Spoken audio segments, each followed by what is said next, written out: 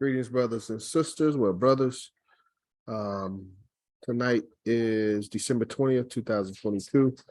This is session 13 of our officers training for the UNIA-ACL. Tonight, we're going over the questions from lesson 11 titled Man. And we're reading lesson 12 titled The Purpose of Institutions. On the call, roll call really quick. We have myself, Brother John, President, Division 421. We have Brother Art, Secretary for Division 421. Brother Omasius, Commissioner for District 2, First Vice President for Division 421. Brother Bruce, are you Second Vice President for 106 in Baltimore? No, sir. Division Secretary. Division Secretary. Okay. Yes, Thank sir. you. Division Secretary for Division 106 and Brother Everett, President, Baltimore Division 106. We have 5 on the call right now. First thing we want to do to officially open up our meetings is have our pledge to the red, black, and green flag. So if you would, please come off mute, repeat after me, find a red, black, and green flag or picture one in your mind. I commit my body, mind, and spirit. I commit my body, mind, and spirit to the protection, defense, and security to the protection, defense, and security of the red, black, and green. of the red, black, and green. I dedicate my life to the redemption of Mother Africa. I dedicate my life to the redemption of Mother Africa And the liberation of her scattered black children. and the liberation of her scattered black children. I accept for myself and my descendants I accept for myself and my descendants the teachings of universal African nationalism. teachings of universal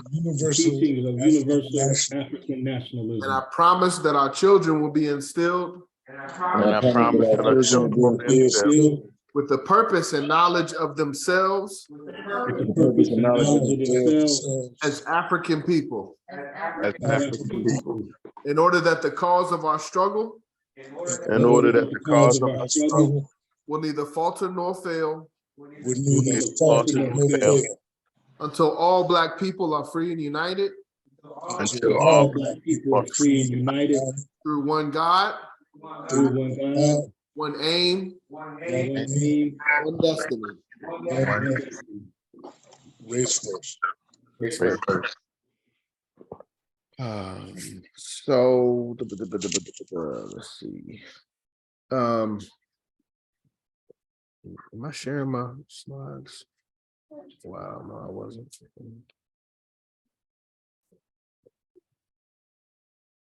All right.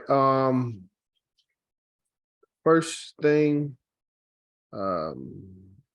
just a recap. Now that we are getting over halfway through the book, one thing that we need to remember, as Garvey said on page 6, the value of knowledge is to use it. So us acquiring all of this knowledge and not applying it is useless. And that's not what Garvey tells us to do. So we should be applying these lessons that we've learned over these weeks. Any questions or comments or anything before we get into the questions for lesson 11?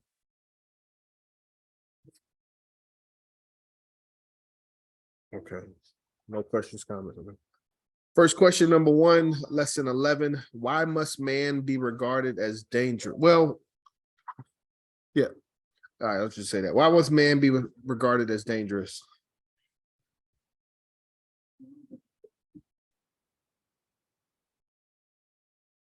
Why must we regard men as dangerous? Because he's generally bad. He's generally bad. Anybody want to add? He's generally bad. I was gonna say deceitfully wicked, but I don't know where that came from. Deceitfully wicked, generally bad. Y'all are in the ballpark. Was that the because of free will, it could be dangerous or something like that? I'm gonna go to the text on this one. Let's see.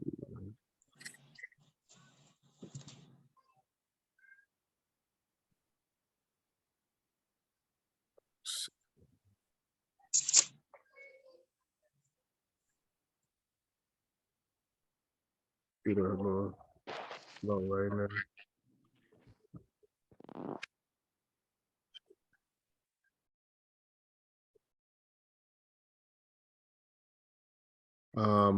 Let's see. Let's see what this next question is, so I don't go too far. Okay.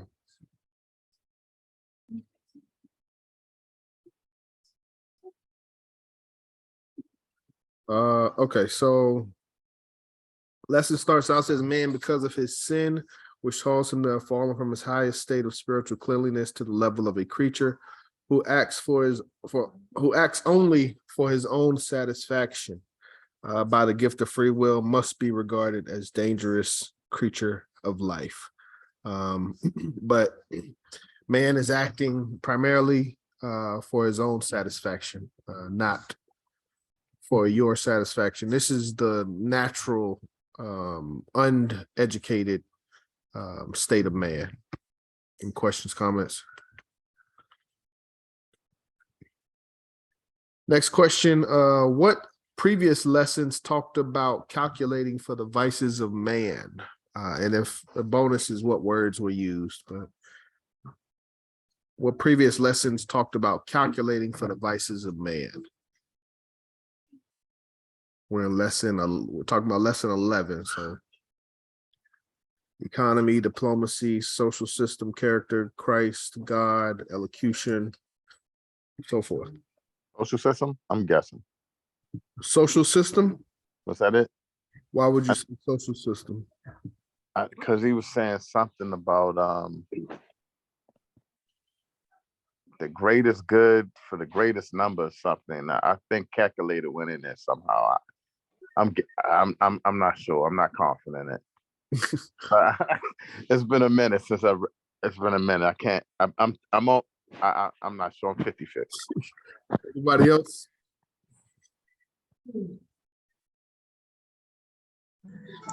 Seemed like it would be character, but I don't know what was said.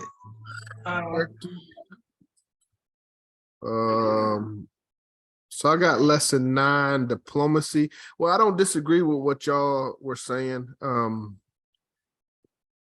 Character, and which one did you say, Brother Everett? Social system. Yeah, social system, actually, character is more so, that's in the first 7. And the first 7 lessons, when you look at them, it's about personal development. It's about us having a conversation with ourselves. But then when you get in lessons 8, 9, 10, and 11, now we're talking about the world around us. But social system does say that society is basically an organization of mankind. So when we look at the issues with society, they boil down to issues within men and women. So that does apply.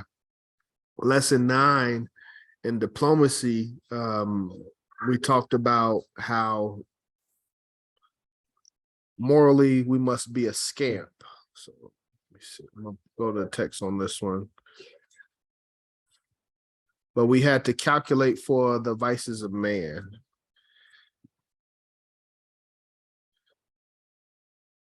Morally, a diplomat must be a scamp in that he must be a mental twister.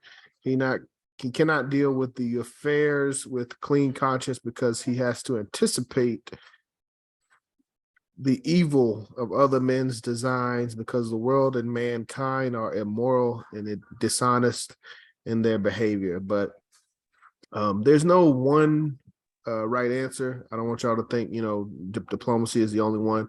This is one of those ones where just trying to stimulate thought and get us to see the connection between the lessons. So any questions or comments on that? Mental twister. Yeah, I couldn't remember that. Yeah, now that you said it, it does hit back. That was one of my try to remember that one mental twister thing. Yeah. But I mean, we can talk about, let me see. Well, I don't know. Okay, yeah. Price, character, those are good ones as well. All right, who is man always in conflict with? Who is man always in conflict with?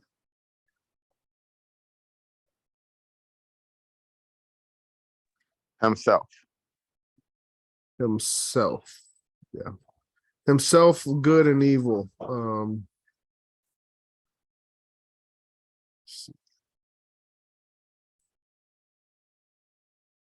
Any questions, comments on that?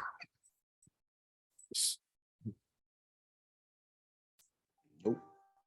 Wanted to do. Okay. But a big thing about these lessons is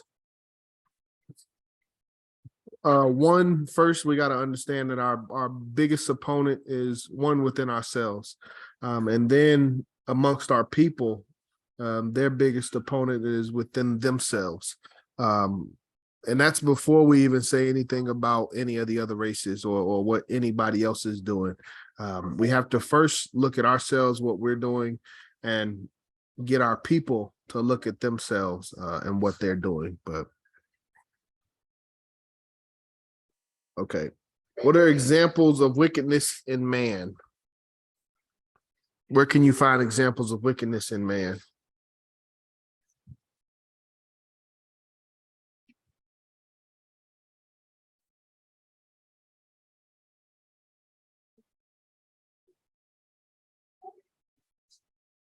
Y'all there? Yeah. Where can you find examples of wickedness of man? I know two. This is actually goes back to lesson 1, intelligence. But it's the same. The same two answers are coming up when Garvey said, "Where can you find the greatness of our people?" Well, no. One of them don't apply. Where can we find examples of wickedness of man? I'll take a guess. I'm gonna say the Bible or the soul. I'm just guessing. I'll probably way off. The Bible is one, but I would say history is the other. Let me see what Garvey says.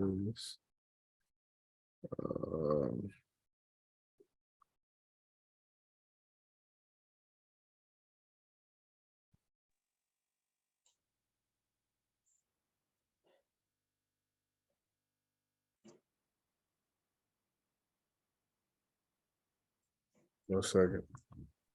Trying to scroll.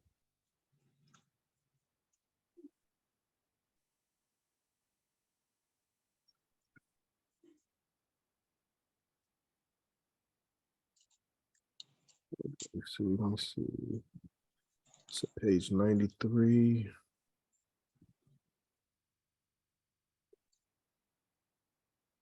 Oh, yeah, I think history is right here. Cain, yeah. So Cain slew Abel for his success. Jacob robbed Esau for his birthright. Down through the ages of human history, man has been robbing, exploiting, and murdering for gain. But right at Cain's and Abel. And that's a good point because, like I said, our struggle is it's really between good and evil. When you look at history and we talk about our issues with, current day, we talk about our issues with the white man. But when you look at history, we've had issues amongst ourselves even before the white man ever came into existence. So we can't just think that if the white man wasn't on the planet, everything would be okay. There's still internal issues that we need to address. Questions, comments?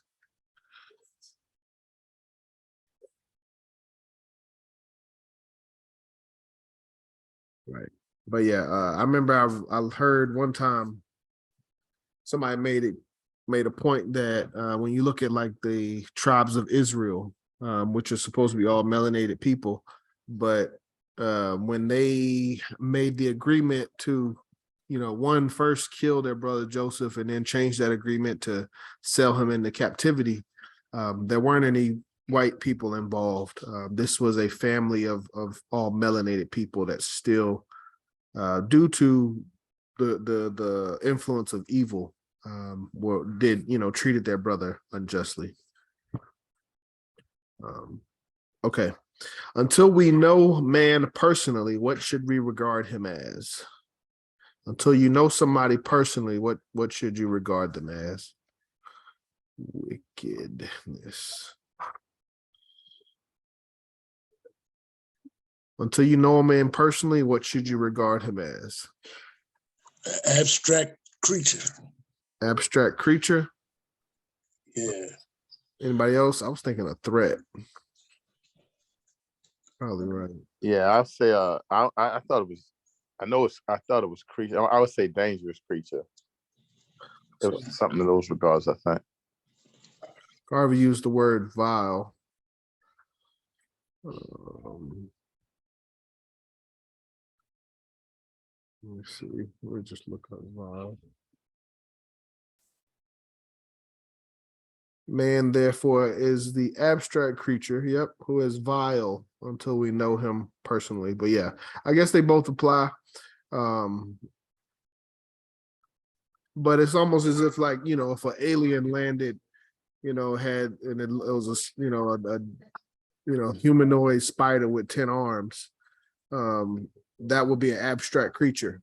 You wouldn't just approach them and trust them with your life and your savings and and your family. You would approach them with a level of caution. And I think Garvey's saying the same thing about men in society that we don't know. We must treat him as an abstract creature who is vile until we get to know him personally. Seek first to know him before you completely trust. Unhappy. Oh no, it's something else. It goes on something else. Seek first to know him before you completely trust him, because you are apt to be disappointed. A man shakes your hand today and tomorrow is a chief witness against you for execution. So, no questions, comments, we will proceed. In dealing with man, what should you trust? When you're dealing with men and women, what should you trust?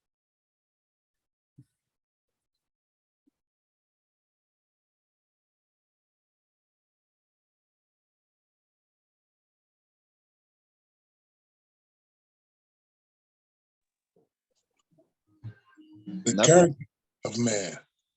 What's that? The character, a man's own character. I think yeah. Anybody else want to say anything? Dealing with a man, you must know that. Oh man, I think that was Brother Charles. I think he was right. I think he was saying trust your own character, though, or I can't remember. Trust your own character and judgment when dealing with man. Was that it? Yeah. Man, what should you? Oh yeah. Okay, so yeah. Okay, trust yourself. Yep, trust yourself. See, so on page 93. Therefore, in dealing with man, trust your own character and your own judgment more than depending absolutely on his. For most of the time, his advice to you is wrong and calculatedly so as to put you at a disadvantage. So don't trust individuals in society. Don't trust men and women unless you know them personally, unless you've gotten to know them as individuals. And if you haven't, you must trust yourself. Questions, comments? Okay, next question. What has history shown man to be? What has history shown man to be?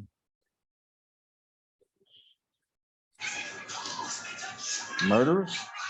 Murderer. Yeah.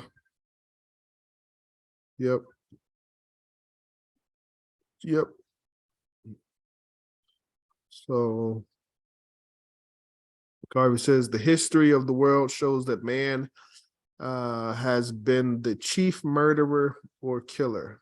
He has killed more creatures than any other being. He plans his murders, which he may execute on individuals or on large groups of men.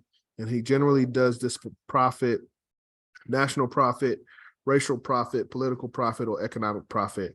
And Garvey said this before, and Garvey passed before nuclear bombs were introduced to the world, but he was absolutely correct. So you should be getting a sense of what to expect basically from men and women in society, and it's not a to look down on them or to feel, well, you kind of do feel sorry for them, but it's more so so that we can be prepared and know what to expect. So history has shown man to be a chief murderer or killer. Any questions, comments so far? Yeah, Mr. Garvey got to see, he was during World War II, correct? So he did see some war. I thought World War II was like 1940 something, 41, 42. Or was it World War I? It was one of those wars because some of the African Legion guys were coming back from war. Yeah, that was World War One. Oh, okay. World War II, they say officially started September 1st, 1939. Got you. And went through 1945, but let me see. Hiroshima. And the war ended when the bombs were dropped. That's what caused the war to end. So Garvey transitioned in 1940, and then 4 or 5 years later, nuclear bombs were introduced to the world.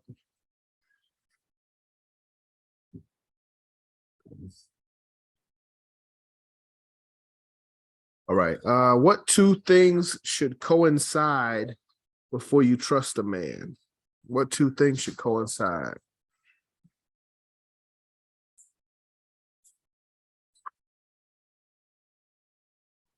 Hey.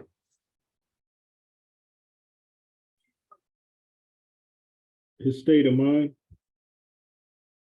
His state of mind. What two things should coincide? State of mind and what else?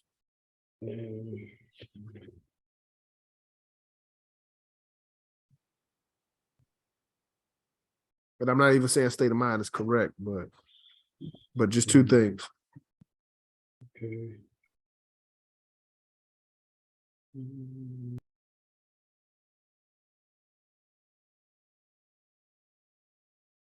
Come on, y'all. His words and his actions. There we go.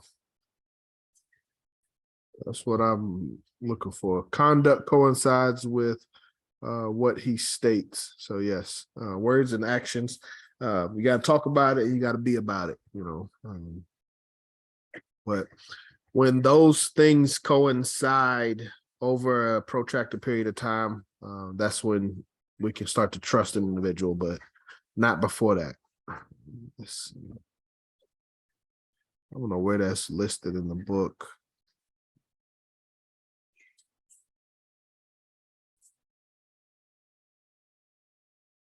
Yeah, I can't find it in the book right now, but there aren't any. No. Do I need to go to that in the book? Are we good? Okay. Nope. Okay. In regards to man, what is our mission? And okay, so now we talked about the first half, basically talked about the issues with man, the history of man, why we can't trust them. When we see individuals in the street, why we can't trust them. And Garvey had a quote at the end of this, in the middle of this lesson. He said, "To be forewarned is to be forearmed."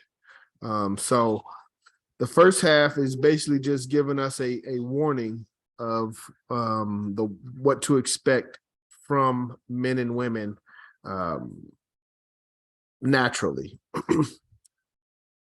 Second half talks about the potential of man and how we can help man to develop that potential. So in regards to man, what is our mission and how do we accomplish it?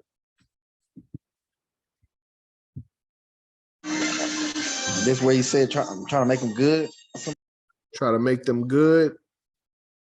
Try to make them good. How do we accomplish trying to make them good?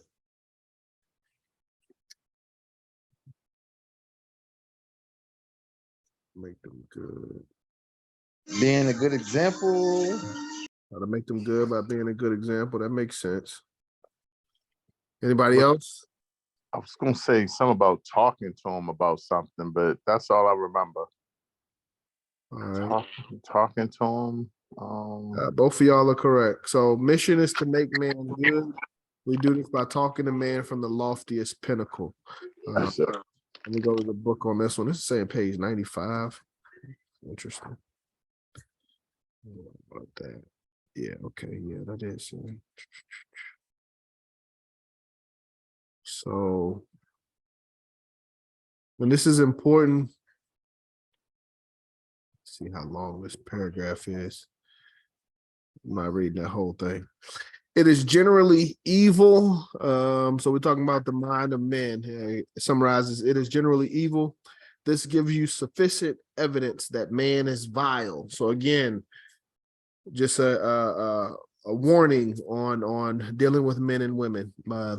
This should give you sufficient evidence that man is vile and only in remote instances good. If you know it, then why take the chance of always believing before seeing? The taste of the pudding is the proof of it. Know your man before you believe. So don't believe in him. Know it based on his action and his words. Never believe before you know. Always let your mission be to make man good. Therefore, talk to man always from the loftiest pinnacle. You may convert somebody, you may turn a vile man good, and if you succeed in doing this, in even one instance, you have accomplished a great work. So, our mission is to make man good and make man good by talking to man from the loftiest pinnacle. A quiz question: what previous lesson did we talk about having lofty thoughts and lofty discussions and thinking of things from the loftiest pinnacle?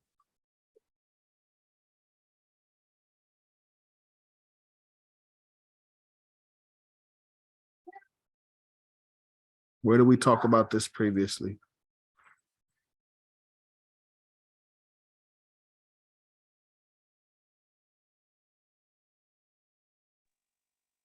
So run that back one more time, Brother John. That question you just had. What previous lesson did we talk about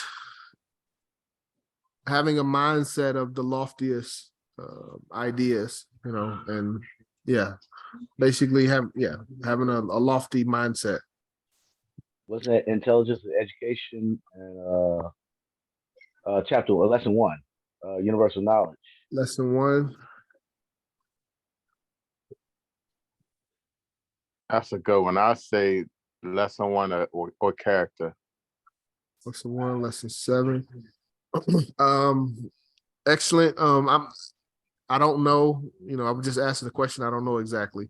But I do know, let me see. God was the one that was coming to my mind.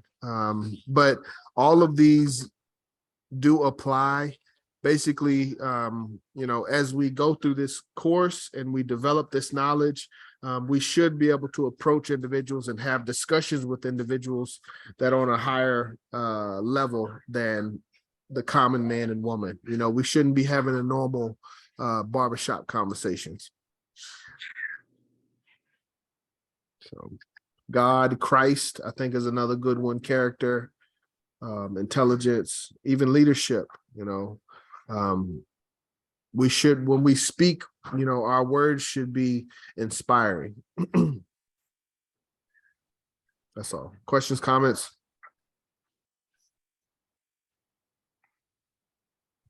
Okay, next question, education. What is the present system of education calculated for? What is the present system of education calculated for? To subjugate the majority and elevate the minority. Subjugate the majority and elevate the minority. Yes, sir. First thing that Garvey says in education, the present system of education is calculated to subjugate the majority and elevate the minority. System was devised and has been promulgated by agents of the minority.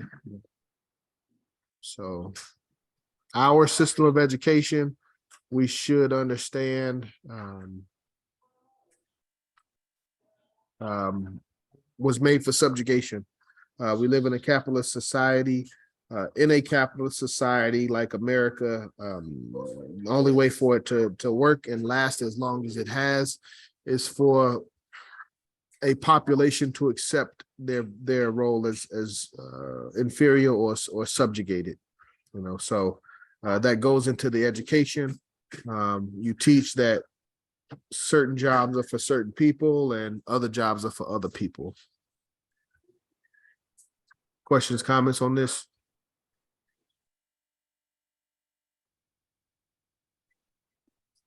Okay, next question. In regards to our enemies, what should we profess? And no, this is not.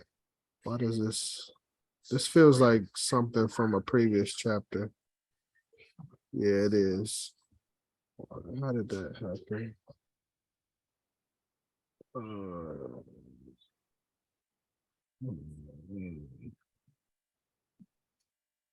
Okay. Let's see. Pay number, we're on number 11. Number 11, what is the benefit of being part of a fraternity?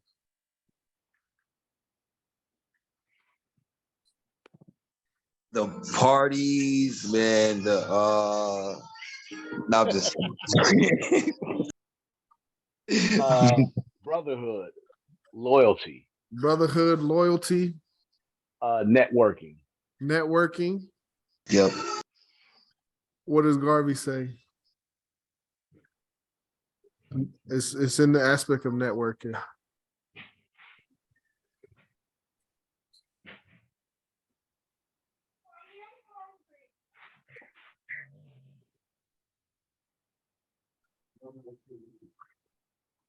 What is it at?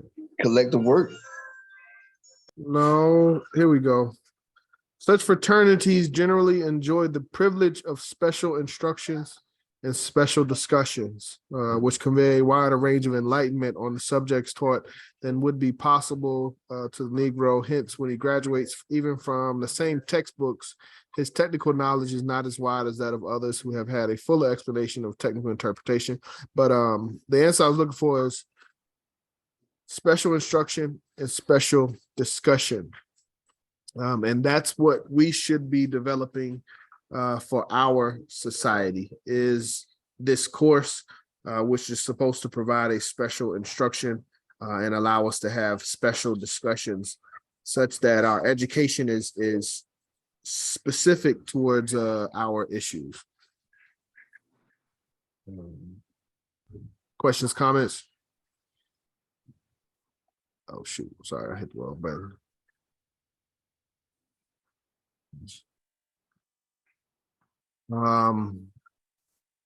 What is the best way to educate or re-educate the Negro after they have been indoctrinated by the current system of education? What's the best way to educate or re-educate our people after we've been indoctrinated by the current system of education?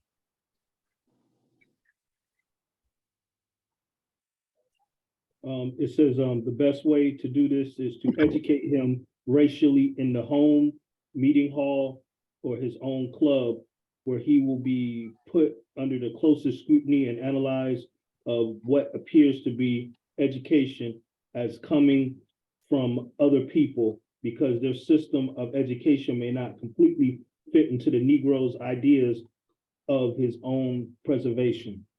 Yes, sir. Absolutely. But at the end of the day, we have to understand we are in this society. There is a quote unquote dominant society. Our children are victims of this dominant society. So until we do become the dominant society, we have to have ways of developing our youth such that we do have a connection and a somewhat of a fraternity, of somewhat of a society of our own. So we as Garveyites must acknowledge that a dual education is required. A special education is required. So any questions, comments on this? And that's what this course is for specifically, and that's what we're doing right now. We've all been indoctrinated by the American education system. So we're coming together in our homes, in our meetings hall, in our clubs, and we're putting each other under the closest scrutiny and analysis, you know, so that we can work together for our own preservation. All right. No questions, comments? Okay. Why have the educated Negroes been unable to assume leadership of their race? Why have the educated Negroes of our race been unable to assume the proper leadership?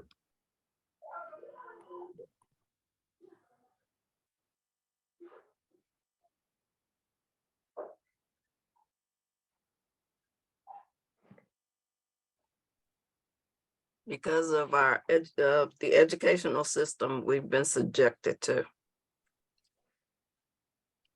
Yes, ma'am. So related to the previous paragraph, as to the importance of establishing our own education and committing to our own education, Garvey says, by not being able to do this in the past, since we haven't been able to focus on our own special education in the past, we as a race have not been able to assume proper leadership of our race. So when you look at like W.E.B. Du Bois, I think is a great example. He, you know, assumed the position of leadership, but effective leadership from a race first standpoint, I don't think he didn't grasp until the end. So Garvey is saying that, you know, we can't continue to send the best of our youth to other people's institutions and expect them to come out and be leaders for our race. Our leaders must go through our own institutions. So, and that's the issue that we've had in the past, is we've had, I guess, the illegitimate representation, you know, not, you know, someone that has not been trained by their own people. Questions, comments on that?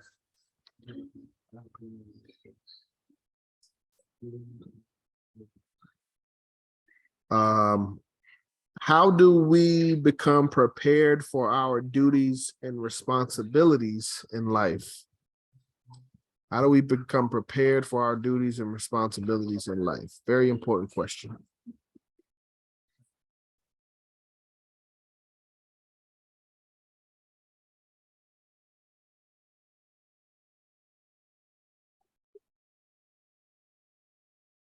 Education. Education, yes, sir.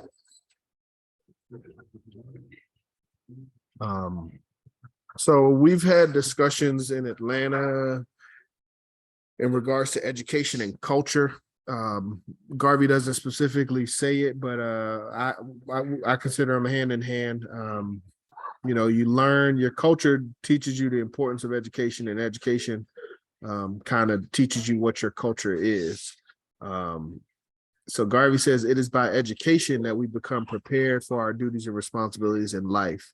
if one is badly educated, he must naturally fail in the proper assumption and practice of his duties and responsibilities. So from a leadership standpoint, if we're not trained to be leaders from our own standpoint, then we can consider that a bad education, and that individual will fail.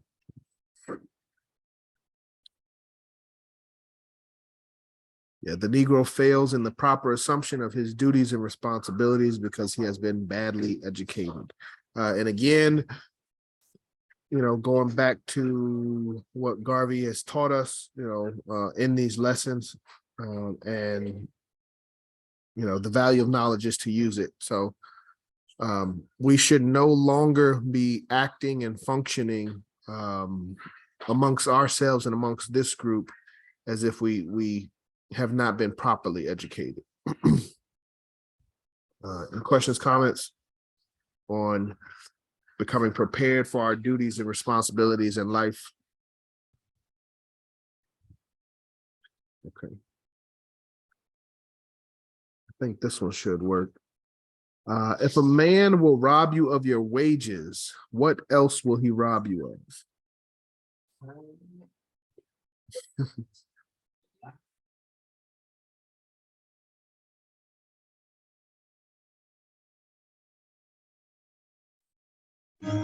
Everything.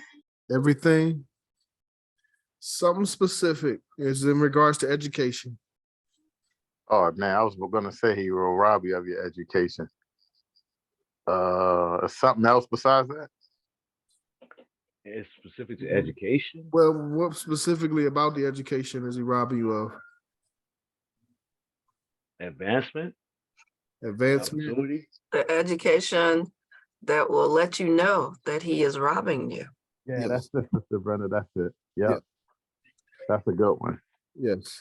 So again, us in American society, we feel like we've been robbed in our occupations, but if a man is going to rob you of your wages, he will also rob you of an education that will know that to let you know that he is robbing you of your wages.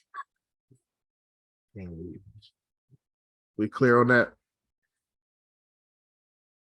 I can go to the book on that one. I like that one. But all right, not gonna do it if we don't have to. All right, next question.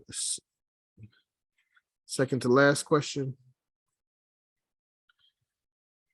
What is the particular education reserved for those who want to gain an advantage? Particular education reserved for those who want to gain an advantage.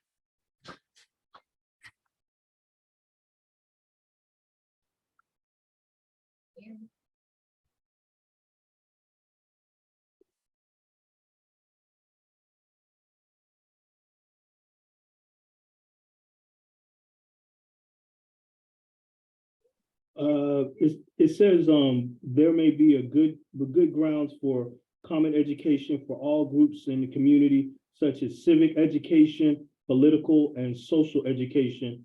But this detailed education that teaches man how to live at the highest and enjoy the best, and then it leads on to what you said, in is particular education, and education always reserved for those who want to gain an advantage. Yes. So, yeah. Yes. So dual education.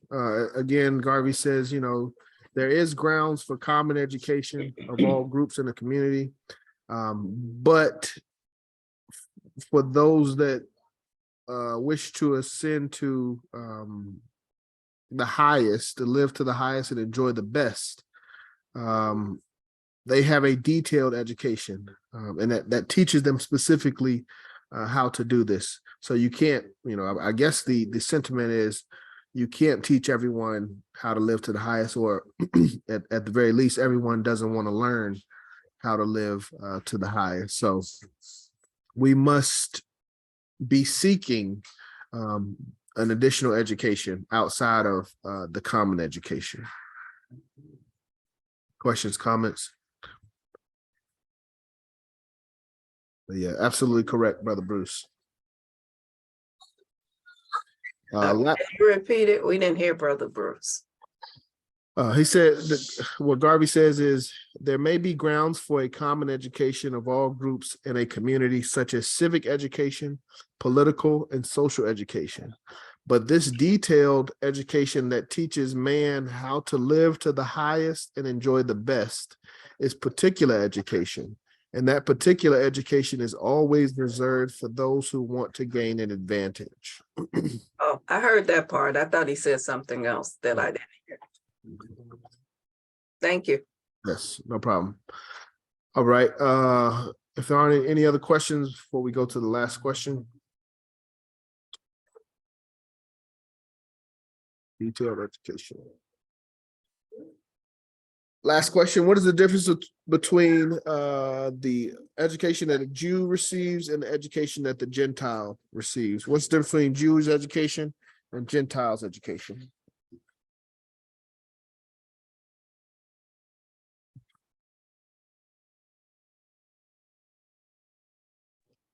I think it's they get a double education. Can't remember what it was though. Double education. It's like oh no, it's like they get the I can't remember how it goes, but they get education on their culture as well as I guess a general education or the education of the system, something of that nature. Yes, anybody want to help a brother? He pretty much got it. Yes. Yeah, they, Education of state and the education of his race. That's what the Jews get. What do the Gentiles get? The Gentile, general education. nothing. Pretty much nothing Well, compared to what they get. Well, it's the dual education standpoint. You're going to hear that repeated quite a bit. You should have heard it repeated quite a bit. And again, the comparison with the Jewish culture. Garvey ends this lesson. He says, by view of the fact that the Jew gets a dual education, the education of the state and the education of his race, he is always in a unique position to worsen or better his compatriots of another race in the community. He is always making more out of everything than the Gentile because he knows all about the Gentile while the Gentile knows nothing about him.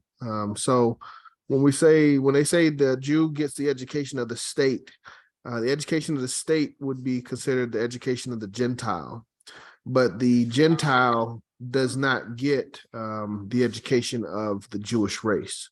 So it implies that by having a dual education, you're automatically at an advantage. And when you don't, you're automatically at a disadvantage. So this course is the course for our race to help us to develop that secondary education that we've been lacking. Any questions, comments on that? Yeah, I got one. Go ahead. When it says the state, I take that as being more so because they're a religious state, and their political state in dealing with other races for their religion, because they intertwine both of them at the same time. So they teach religion and politics at the same time while they're raising their children. So that's what I see that as, and that's what puts us at a disadvantage to them. We don't teach politics and religion in the same token how they do it. Understand. So, yeah. Well, one thing to consider, as Brother Marua enlightened me of last week, this is prior to the creation of the Jewish nation. So again, making the comparison between the Jews and us as Africans, the Jews were scattered throughout the world in other people's nations. So they were under the jurisdiction of someone else's state. So they had to learn that education of the state that was under the, that was ruling, but at the same time, they knew to maintain the education of their own culture. And we as Africans here, we know the education of our, oppressors, so to speak. But beyond that, what education do we have? Are we establishing and are we developing?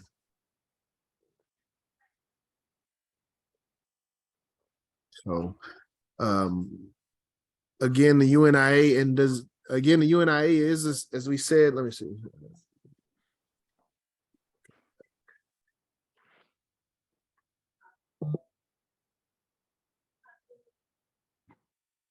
So when we're talking about recaps of lessons 1 through 9, we are developing, our own society. That is one of the goals of the UNIA. And does anybody know where that's actually listed, that the UNIA is a society?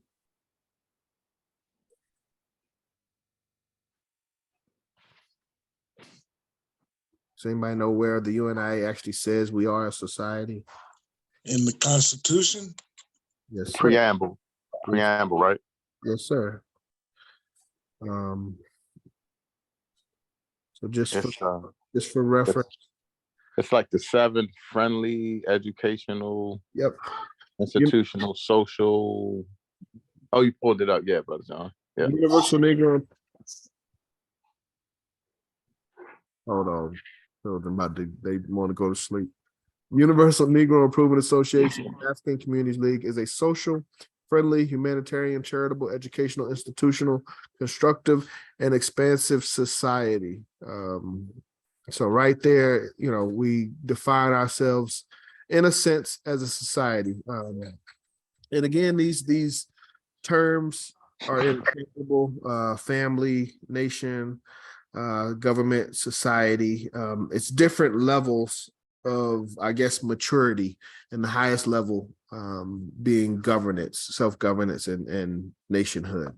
But we are developing a society. So the UNIA, we're supposed to be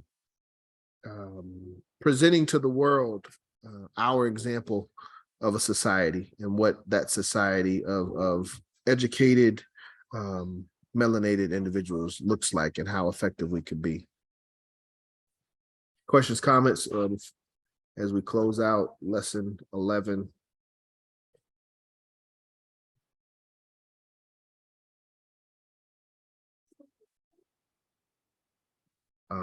But yes, I like the quote that Garvey said. I thought I changed the page on this.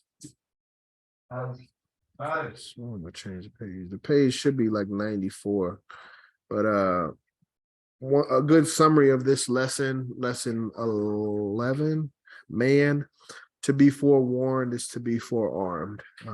We should just know what to expect from men and women, not necessarily that we should demonize them and throw them away, but until we've gotten to know them personally, until we develop systems of education and re-education to correct the level of indoctrination that we've received, we should be cautious of our brothers and sisters, and that's something that Garvey said in the foreword. Let me see, cautious. He said he would have a more cautious, less trusting approach. Did I spell that wrong?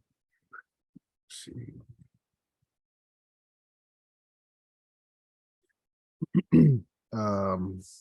Where else did I write it?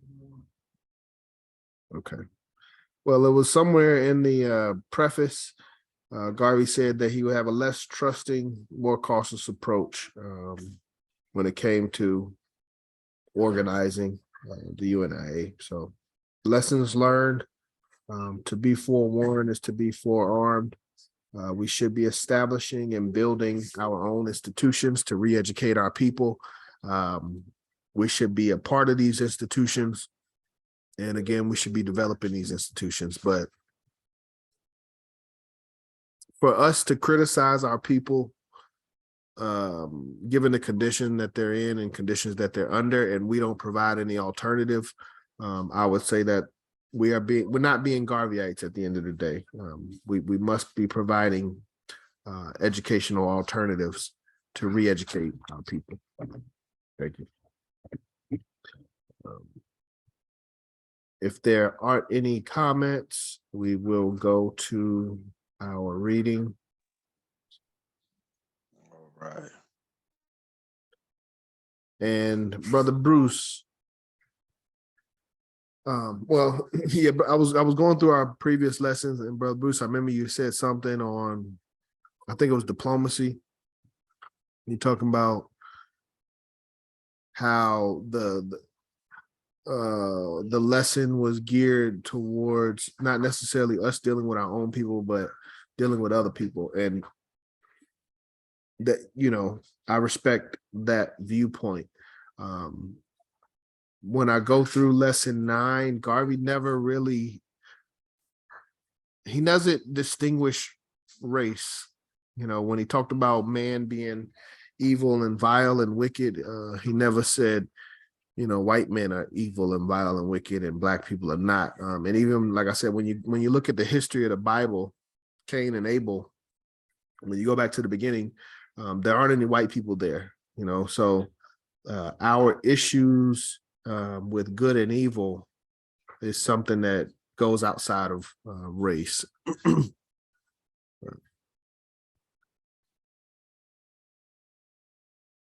All right. Brother Macius, are you ready to? Yes. You have the floor. I'm gonna mute my mic so it'll be better for everybody. You got it. Lesson 12, the purpose of institutions. Organized society is always a mass of people, and as such, cannot do anything explicit or by detail by themselves. Hence, the organizing of institutions to do the particular work that cannot be done by the masses as a whole. There are different kinds of institutions in a society, but each institution has its particular function, whether it be the church, college, or university, school, hospital, academy, chamber of commerce, fraternity, trade union, literary club, sports club, athletic club, gymnasium, YMCA or YWCA, etc. In our present civilization, no society would be considered functioning properly if such institutions did not exist. Therefore, it's necessary for the Negro to pay close attention to developing the appreciation for institutional life. It is not necessary or binding that he copies completely the systems, methods, or manners of the institutions, except in so far as they would go to help him to promote a higher life and in accomplishing the most out of this organized society. It is incumbent upon him that he also have and control his own institutions based upon his own cultural and civilized idealism. As for instance, he may have his own church, but it is not necessary for him to adopt the peculiar articles of faith of the churches of alien races. He is not a Hebrew, therefore he would not adopt the Hebrew faith. He is not by origin a Roman Catholic nor an Anglican, because these faiths or religions were founded by white men with an idea of their own. In his religious philosophy, the Negro may safely adopt articles of faith to link him to the Godhead of the Christian faith and practice such as his particular religion, and so likewise with all other institutions. His universities, colleges, and schools may engage in the same process of education, but with an adopted curriculum necessary for the special benefit of the Negro. His clubs, academies, and unions should be modeled in the same way with the absolute objective of attaining the end that's particularly desired by the race. The Negro should never completely surrender himself to the institutional life of other people. Otherwise, he will not be original, but purely and merely a copyist. This could be appreciated. It shows or reveals the wide fields which have remained untouched for Negro organizations and Negro activity. It is through the institutions of a race that the civilization and culture of the race are built. The Negro should occupy himself in cultivating his own culture and ultimately achieving his own civilized ends, so that in the comparison of racial achievements, he may be able to stand out distinctly on those achievements on his own account, as others may do. To live on the achievements of others is to really admit the superiority of others and the inferiority of self. As a fact, it is by such comparisons that the Negro is judged as an inferior being. Nothing that is handed to the Negro by somebody else should be sufficiently satisfactory to the Negro. He should seek to surround it with the originality and then claim it as his own. He is justified in remodeling and reshaping the things to suit himself, because there is nothing new under the sun. Whatever other people have, whatever other people have. The Negro is the father of civilization. He constructed the first government in Africa and thereby taught others the way. Always seek to improve on whatever you see fit to adopt. Never leave it at where you adopted it, because somebody else will claim it and prove their right to it. When you have added to it or taken away from it, you can prove that it is not the same thing. Therefore, it is yours. Always carefully and thoroughly investigate the accomplishments of other races. Try to improve and beat them at those achievements and keep your achievements a secret from them. Never open up the facts of your achievements to others, because they are too anxious to get the last word on anything that is worthwhile. Always hide the secrets of your achievements while demonstrating those achievements. It must be like a chemist selling his preparation or demonstration or demonstrating it without giving away his formula, because the moment he does so, there will be many similar preparations on the market. Each institution of a people has its special objects to attain and may not fit in with the idealism of other people. So the Negro should have his own. He is not to be a slave to other people's idealism. In some detail or other, each people's institutions must differ from yours according to their particular idealism. The Jew could never be a Negro in his institutional line, nor an Anglo-Saxon a Latin, nor a Latin a Teuton, nor neither a Negro.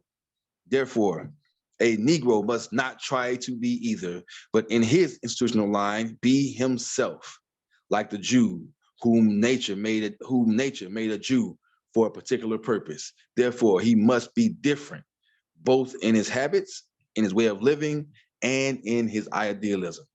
All people have separate and distinct functions, and they should keep to those functions. The archangels in heaven have their functions, the cherubim have theirs, and the seraphims have theirs, and so with humanity. Following God and heaven's example, there is no reason why the Negro should not have his, and when he doesn't, he is not living the proper life in accordance with the purpose for which nature made him. Your entire physiognomy is different from other people's. Your hair is woolly, your nose is broad, your lips are thick. And so this difference must always be intended in your outlook and in your viewpoint on life. Anyone who tells you the contrary is a liar and a fraud. In fact, an enemy to you and to nature. In this human world of confusion, never let anyone tell you that although of different races, you are one.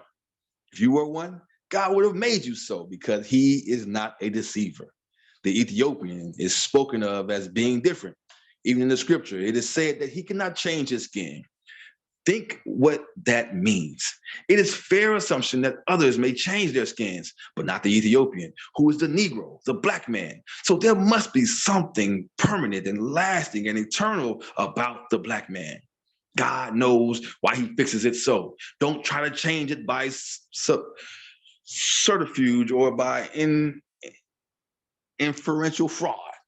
What a grand thing it is to know to know that while all other things change, you, because of your race, cannot change. Tell this to the world. Tell them how lasting you are. And when they doubt it, send them to their Bibles, which you yourself never wrote. It emphasizes the greater truth that it may be so, because even those who wish to otherwise have to acknowledge in this respect of virtue, the Black man evidently was the first man. Adam and Eve were Black. Cain slew Abel, and Adam and Eve were Black. Their two children, Cain and Abel, were Black. When Cain slew Abel and God appeared to ask him for his brother, he was so shocked that he turned white, being the affliction of leprosy, and as such, he became the progenitor of a new race born out of double sin. The white man is Cain, transformed, hence his career of murder from Cain to Mussolini. It is evident and fair assumption that when Cain ran away, disappeared from the neighborhood of his parents and journeyed afar, he built up a new race, living in the same country but far away. And in the process of time in Africa, where all this happened, the Negro race through Adam and Eve continued their multiplication. And as it spread itself into the development of a civilization, it came suddenly upon the settlement of Cain, and knowing Cain's history of blood ran the entire race from the neighborhoods across the Mediterranean into Europe. The white race of Cain hid in caves for centuries. Therefore, their white skin became fixed because most of the time they were hidden from the light. Hence, the white man as a European. The world. The world is only part of the creation, an atom of universe. It is a complete entity of creation, in relationship with other entities in the creation. Man is made of mind and matter. Matter is manifested through nature, and mind is the connecting link with the Spirit of God. The highest mind in the world is the mind of man, and that behind it is the Spirit of God, giving the mind free will to act through the soul. The soul is mind as well as the feeling of heart is soul and mind. The explanation of this is intricate as that of the Trinity, God the Father, God the Son, and God the Holy Ghost. As God rules the universe in all matter and mind, so man through his mind rules the world over which he is Lord. The whole world then belongs to man. Each man should get his appropriate or proportionate share. When in a lifetime he fails to get this, he naturally fails to lift himself up to his lordship. One man's disposition of his lordship enthrones another man's sovereignty over him. Hence, a ruling man and a serving man, a ruling race and a serving race. Never be a race of servers, but a race of sovereigns, lords. Control the world, because the world is your province. The world will not yield more than you want it to yield. But if you know the world, you can make the world yield much.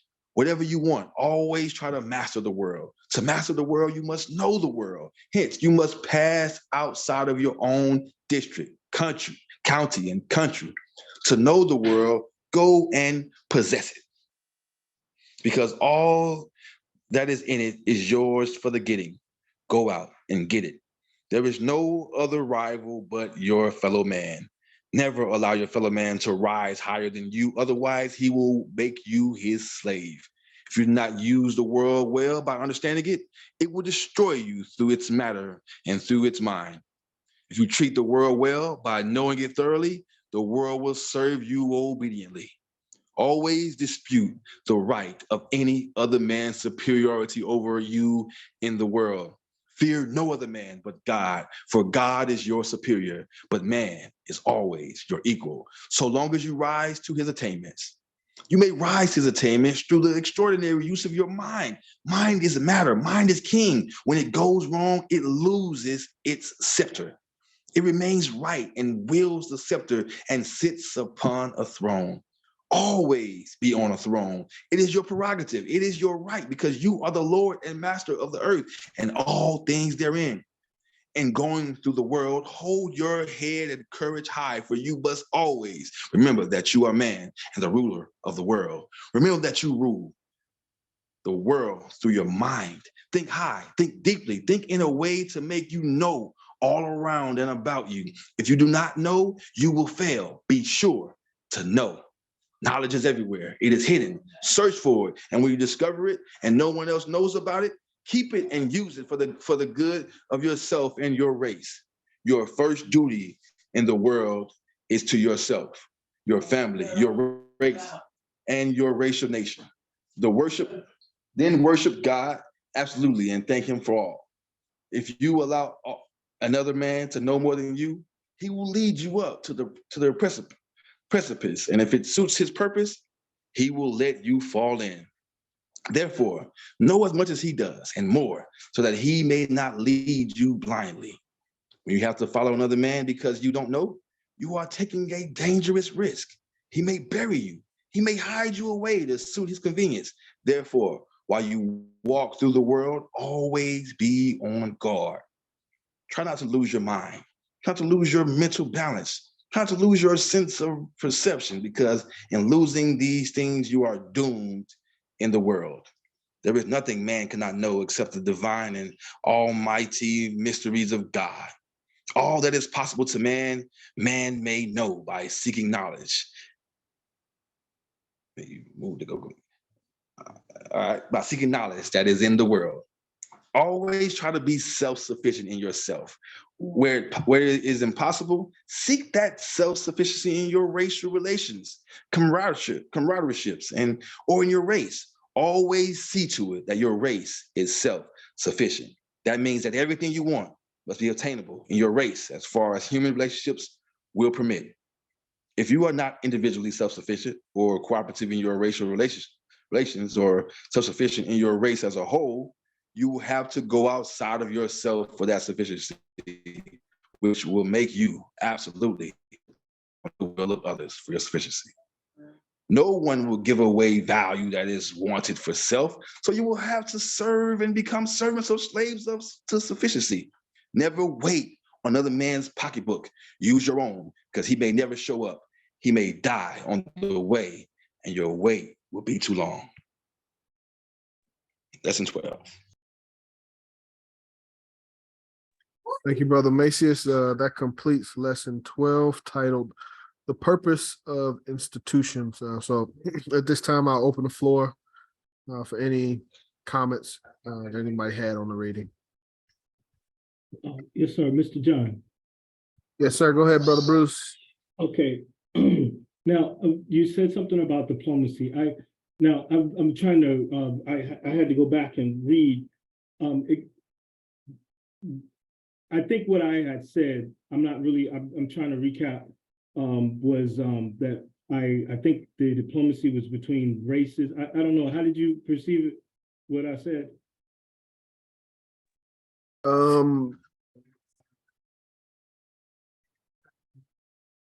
Let me see. Oh, I think it was when we were talking about smiling and having a kindness. We were making a distinction between our people and not our people.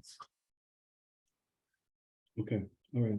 Now I was just well, I've tried to get all of the books by Garvey. The last book I just got was Garvey and Garveyism, and I think Miss Amy, she wrote the book, I believe, and I've been trying to get into all of these little passages and try to understand. But from what I've been reading, everything is about race in this situation, and all of the teachings. I think race made Garvey, even down to when I think when he was in Jamaica, he had a little white friend. She was a friend, and then I think that was his first encounter with racism, when her father said that, I guess it was her father, that he wasn't allowed to see her anymore. So I just kind of wanted to go back over. I didn't know if I came across wrong or whatever, but I think all of this whole thing is really about referring to our race and another race and other races and everything. That's pretty much it. Understand. I mean, let me see. It's not. It's about perspective. You know, it's not about. There are some things that are clear cut and right or wrong. When Garvey says, you know, how much percentage of our earnings should we save? That's a clear cut. You know, Garvey has a clear answer for that. So there's no real interpretation. When Garvey says, you know, what age he recommends for marriage, that's clear cut, no interpretation. But when it comes to our relationships with others outside of ourselves, we have intentions and we have plans. But again, we just went through the lesson on man, when Garvey talked about the wickedness of man, he never made it particular towards a race. So that to me would imply that the wickedness of man is a general assessment. And our approach to man is a general assessment. You know, we should treat man as an abstract creature, whether it's a black man that's wearing a dashiki or, you know, a white Jewish man with a small hat. If we don't know them, we should treat them the same. Or we should expect the same.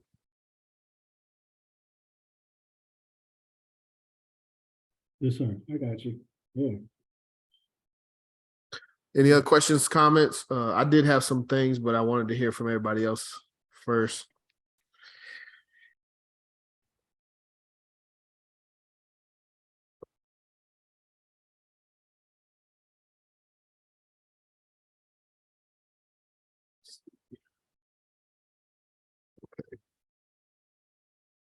So let me see, we've gotten up to here.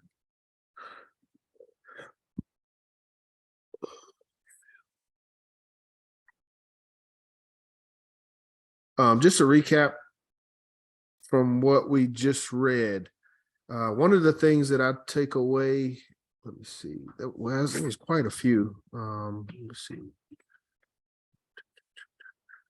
Trying to go back through the book. There was one about competition. Yeah, there we go. So one of the things was,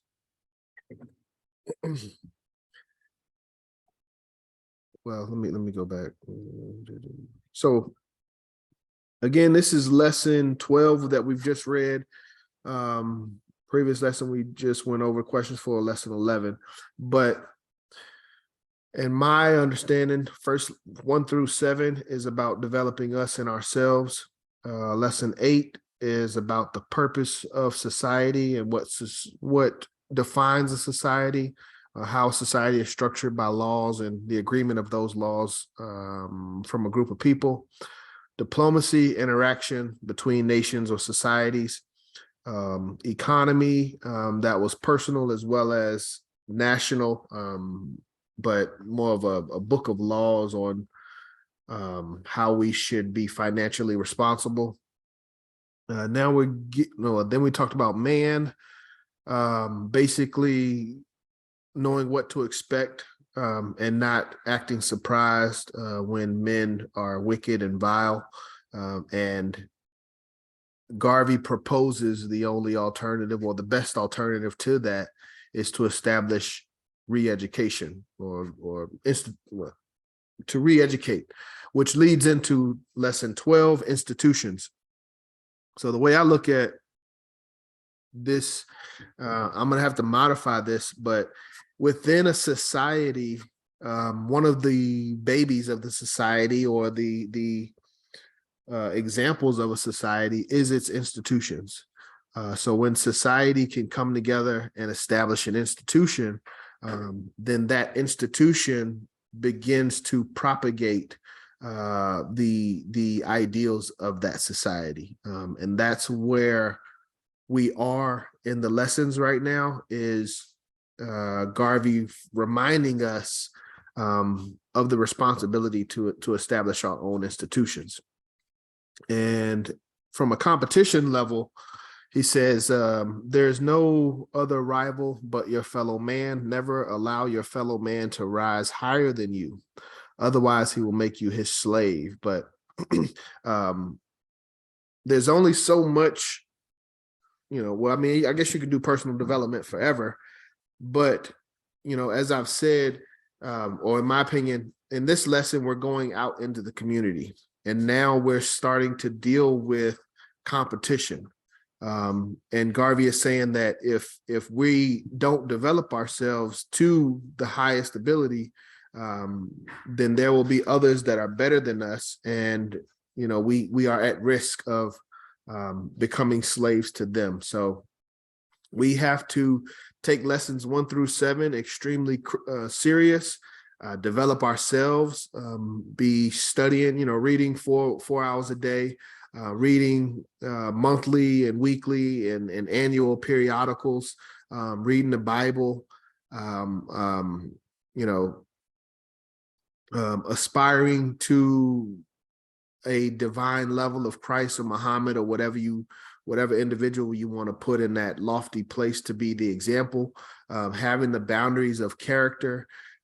We have to master these critical foundational concepts before we go out into the community, because if we do and we have not mastered those, we will be losers at the end of the day. So if you do not use the world well by understanding it, it will destroy you through its matter and through its mind. If you treat the world well by knowing it thoroughly, the world will serve you obediently. So that goes back to lesson 1, intelligence, and knowing as much as we can about the world, and having the world work with us instead of us working against it. But at this point, we as Garveyites, we as leaders, we should be working to establish institutions within our societies. Lesson 8, I believe, promoted us to build our societies, to organize, bring our people together. And now that we, after you've developed a society, what's the next step? And Garvey, says one of the important next steps is to establish institutions. So that's what we're doing here. That's the importance of this course. You don't have to have a building to be an institution. So, all right. That's all I got. Anybody else want to say anything? It is 9:33, so we still got a couple minutes. And I'm going to go to I'm going to work on the roll while y'all do these last 2 minutes. I'll just say that it's just remarkable how these lessons and even the hidden lessons, apply today. We had a meeting Saturday, and we have a member. She's a little critical sometimes of some of the older lessons. But for example, when Marcus Garvey was talking about, you must, about always show respect to the police. And he specifically says what they're supposed to do, not what they do. He says they're supposed to protect society. You know what I'm saying? And then she went into being a little critical and how the lesson was old or what have you. And I didn't have time. And another sister said we need to we need to police ourselves. And I didn't have time, but I wanted to mention that chapter of man. I'm like, when you're dealing with man, that's what, you got to understand what you're dealing with, and the hidden lessons between it. For example, respect the police now that you tell the young kids, whether they're right or wrong, so you can go to live to see another day. Yeah. Or when how Marcus Garvey says, never riot, because a true government will put rioters down. Mhm. So sometimes you got to look within what he's saying as well. And so just that institution part about how we need institutions in the community, which is still relevant today, righteous institutions about our own culture and everything else. Sometimes, and I believe our Sergeant Arms brother Anthony came on and at the end to, challenge the system, say, what's moral is always moral. So sometimes, yes, some things need to be changed. Some things could be, re-energized or modernized. But, what I think makes this book and the lesson so good is that I think a lot of the lessons or I won't even say a lot, all of them are still important and we can apply today, so I think that's something that I hope the sister gets. That was pretty much it. Just showing how powerful the book is. Race first, yes. One thing, and Brother Everett, you will, you should understand this, having gone through the course last year, but there's a high level of responsibility that comes with this course. And, part of that is teaching it to the rest of our community. And that can be difficult to represent, what Garvey says in these lessons. But a couple things to remember is in the beginning, he says, one, we don't have to agree with everything that we read, given the latest facts that come about. But also, me going through this course a few times now, it's very important, and that's why I always kind of stop and go back, is to view this as a comprehensive course. Yeah. We can't, like we did the other day, we were going in on I think it was diplomacy. Yeah, we were talking a lot about diplomacy, but we were talking about it as if we hadn't gone over character. We hadn't gone over intelligence, and God, and the social system. So sometimes, in order to get an understanding of the later lessons, we have to, make sure we have a good foundation on the first lesson. Yeah, that's well said, Brother John. Well said. That's why I didn't go into it too much, because then I have to, break down much more. Yeah. You know what I'm saying? I just pretty much respected her opinion and tried to bring everything together so, everybody can get that point across. Like I was saying, we all have opinions. Everybody's not right or wrong, Right. but, you have to just understand where we were, where we are, and, Right. The power of the lessons in general. Yeah, and that's an excellent point, Brother Everett, because some of the disagreements that we have with the course may be the correct solution for this time. So it's not about, agreeing with Garvey 100%. It's just about having valid justification for your ideas and opinions, and making sure that the ideas or suggestions that you make aren't just from an individual standpoint. It has to be from a society standpoint, from an organization standpoint. So if someone says, disagrees with Garvey on the aspect of police, we have to ask, and I like how Secretary General did it the other week, what is your alternative that you suggest? If we're not going to have police, how do we maintain order? What are the laws that we wish to uphold as a society, and how do we uphold those laws? Excellent, because I did ask her that. And her answer it was like, wow, we just don't need police. I'm very critical. That's not what you want to hear. You know what I'm saying?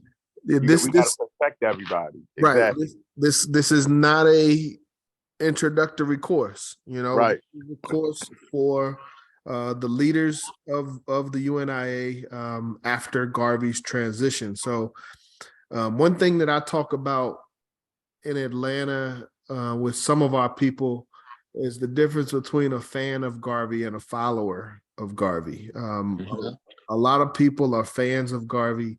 You know, they represent the flag. They, you know, wear his face on shirts and things like that. Say his name, you know, come to the events.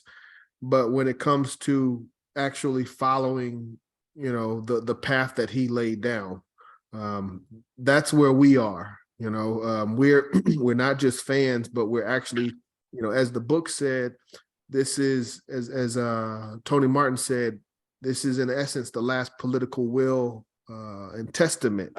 Yeah. Garvey. So, you know, that's where we are. That's where we focus, and that is how we honor the legacy of Garvey. It's not just by you know, remembering his birthday, but by maintaining his organization and carrying on you know, his lessons and his philosophies. I say. 9:41. Anybody have any closing comments? I got Did you? one. You ain't even logged in, bro. We about to close out. Great lesson. Yeah. Thank you, Secretary General. Yeah, we're Hey, getting. Brother John, Yes, sir. I got one more. I just wanted to read this passage, if you could explain it a little bit. It's in the purpose of institutions. It says, the Negro should never completely surrender himself to the institutional life of other people. Otherwise, he will not be original, but purely and merely a copyist. If this could be appreciated, it shows or reveals the wide fields which have remained untouched for Negro organizations and Negro activity. Now, can you interpret that a little bit for me, please? Yeah, read it one more time. I can, but read one more time. I didn't know Okay. how long you were gonna go. The Negro should never completely surrender himself to the institutional life of other people. Otherwise, he will not be original, but purely and merely a copyist. If this could be appreciated, it shows or reveals the wide fields which have remained untouched for Negro organizations and Negro activity. And that is on page 73 of the actual book itself. On I think it's like 1, 2, 3. You got a different book. You got a different book. 7. I think it's the 7th paragraph, 7, 8 paragraph. Yeah, I got the blue book. So first part, the Negro should not surrender to the institutions of others. That's fairly straightforward. You know, just like us being here in the United States. And Garvey mentioned this early on in lesson 1 when he was talking about learning from whites. We should not swallow wholly what other people say, but basically no one has done anything or created anything for the benefit of our race. So for us to come into their institutions and, you know, basically do things exactly like they do it would not be to our benefit. There has to be something special, something specifically race first in regards to our education. And when he was talking about the fields in Negro institutions, that's what he was going. He was saying, like, we're not developing our own and developing the curriculum specific for us, but instead we are, you know, absorbing and taking the education from other institutions without question, and it should not be that way. President John, I wanted to add to it too, because when I heard that, it reminded me of what he was saying earlier about how we should take everything and either add to it or take something away from it and make it our own. Yes. And economics and the five families, they always talk about creating their own competition. So they have 5 media companies that they own. So they always have more institutions, and so we have to have our own. Regardless of what else is out there. And the last part, he was talking about how many institutions we haven't tapped into already, and there's a wide range of fields that we can get into as a race that we're not in right now. And also, I think I got a good summary for you, brother Bruce, because Garvey talked about when you surrender, you basically admit superiority of others and inferiority of yourself. So that's what he was trying to get us to avoid. Superior. Yep, that's dead on, Brother John. That was a good comeback to that. Yep. Or I don't know how to spell superiority. Got you. Superiority. Oh, sure.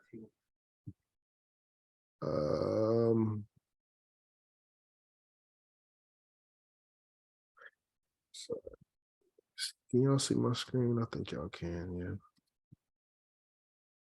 Give me 1 second. Superiority. There we go. Page 102.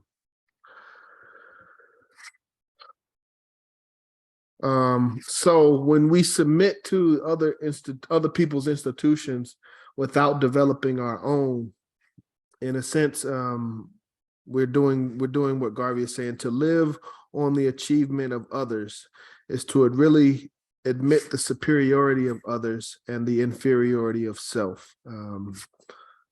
So yeah, we can't just accept their institutions and their education as if, and like the previous lesson said, in order to achieve the highest levels, you have to have a special education. And we can't expect a special education from individuals that are not us. We have to develop our own special education.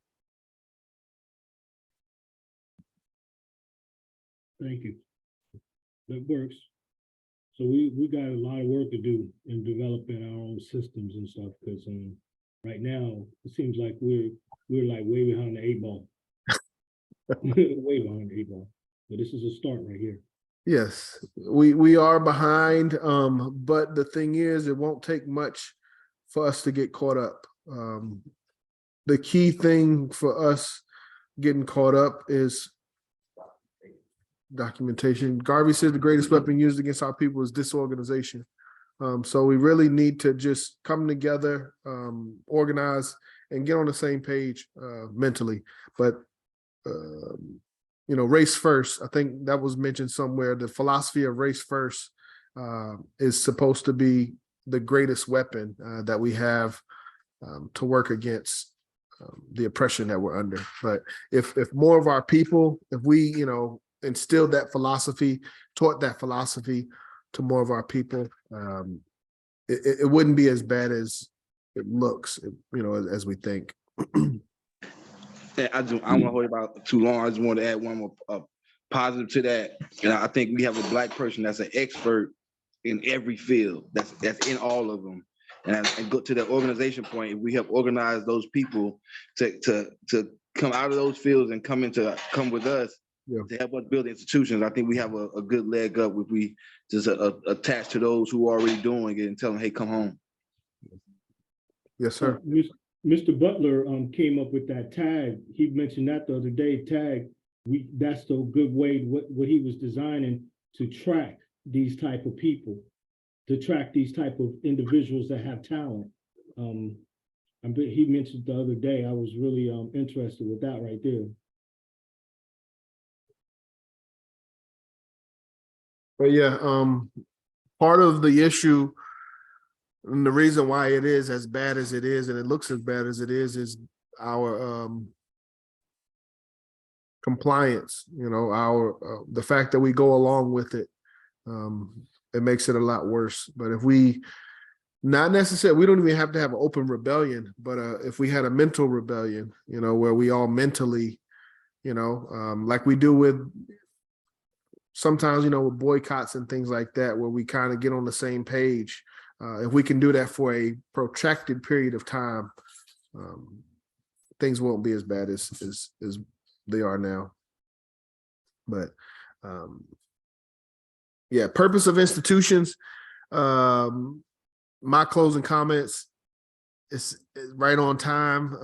And I'm not about to open up the discussion again, but with the whole Deion Sanders thing, one of the great questions that came out was, what is the purpose of our HBCUs? And is it just, athletic, or, have we forgotten about the academic aspect of it? But also, us being loyal to them, but are our institutions that we've built, are they serving the purpose for which they were built? So the HBCUs, that's not a UNIA thing. I want us to kind of focus on, again, our society, our institutions, our nation that we're building, but we still can, look at what's going on here in America and things that we're still affected by, and ask these questions. If it's for the betterment of our people and our race, it's valid, and we should be pursuing that. But that's all I've got. Any closing comments? 9:51. Thank you, sir. Appreciate that. Thank you, Brother Bruce. So we will be off next week, holiday next week, and then we'll come back. Let me see what day we come back. Oh no, hold on. January 4th. Yeah. If I did it right. Greetings, John. Greetings, Brother Andrew. It's the I don't know. I got the 4th. Brother Andrew, you all right? Third. It's the 3rd.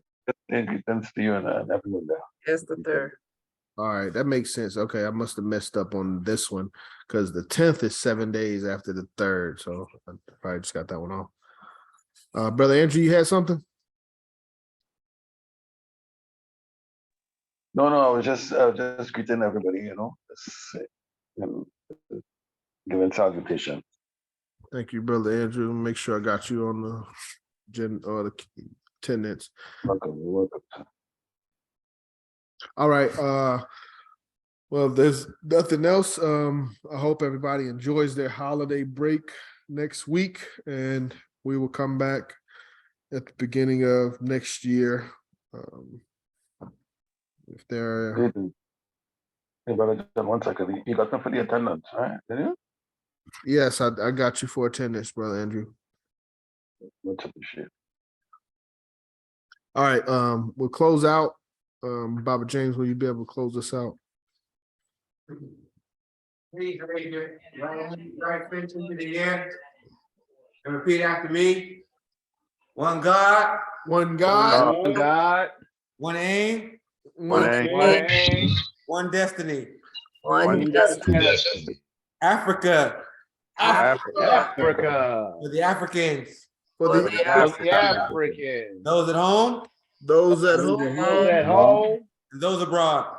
and those and abroad. those abroad. Race first. Race Race first. first, First. I had a visibility. All right, then. See y'all in a couple weeks. All right, brother. holidays All right. to everyone. First. All right. Race first, family.